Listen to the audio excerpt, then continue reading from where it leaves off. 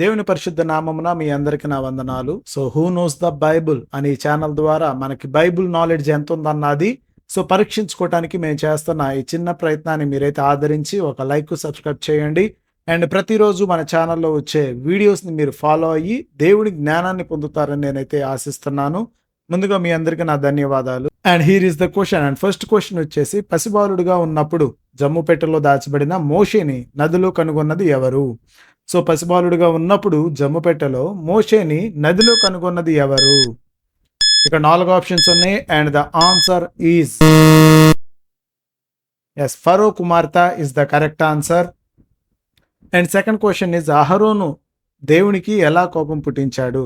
అహరోను దేవునికి ఏ విధంగా కోపం పుట్టించాడు అన్నది ఇక్కడ క్వశ్చన్. వెండి దూడను చేటు ద్వారా, రాగి దూడను, ఇత్తడి దూడను, బంగారపు దూడను. ఆన్సర్ ఈజ్, సో చెప్పాలి మీరు.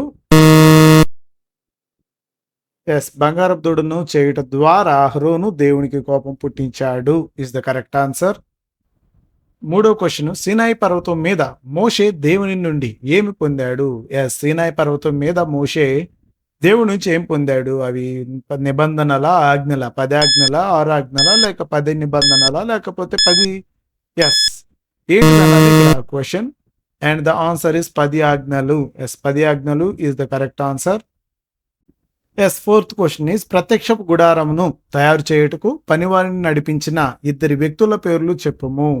ఎస్, ప్రత్యక్ష గుడారం తయారు చేయుటకు పనివారిని నడిపించిన 2 వ్యక్తుల పేర్లు ఇక్కడ మీకు సెట్ ఆఫ్ పేర్స్ ఉన్నాయి. సో దీంట్లో ఏది కరెక్ట్ ఆన్సర్ అంటే ఎస్, బెసలేలు అండ్ అహ్లోలియాబు. So is the correct answer. 5వ క్వశ్చన్, మోషే మరణించినప్పుడు అతని వయసు ఎంత?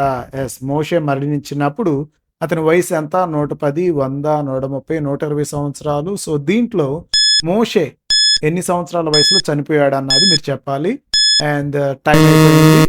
అండ్ కరెక్ట్ ఆన్సర్ ఈజ్ 120 సంవత్సరాలు. మోషే 120 సంవత్సరాలు జీవించాడు.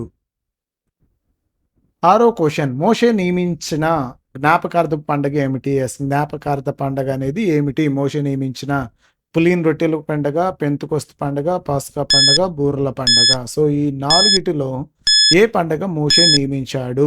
And correct answer is yes, పాస్కా పండగ. సో పాస్కా పండగ అనేది మోషే నియమించిన జ్ఞాపకార్థపు పండగ.